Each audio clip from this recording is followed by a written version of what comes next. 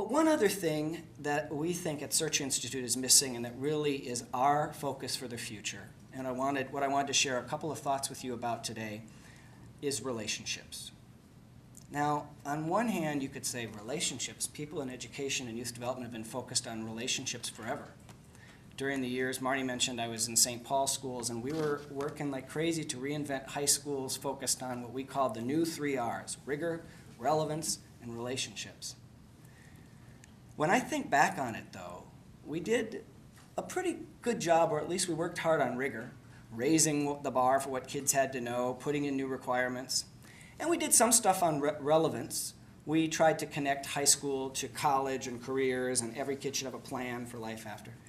But you know, we mostly talked about the relationships piece. And I think we sort of thought that if we worked hard enough on the first 2 R's, that 3rd R was just going to sort of magically fall in place. And so for a lot of us, though, who look at what happens in education and youth development, we have the sense that that relationship piece is critical, but it's kind of a black box. What does it actually mean inside? There's 2 researchers at the University of Pittsburgh who are focused on this too, and I think they've captured kind of a nice way of putting this. They've talked about relationships being the active ingredient in a recipe for young people's success, in the same sense that sodium fluoride is the active ingredient in toothpaste.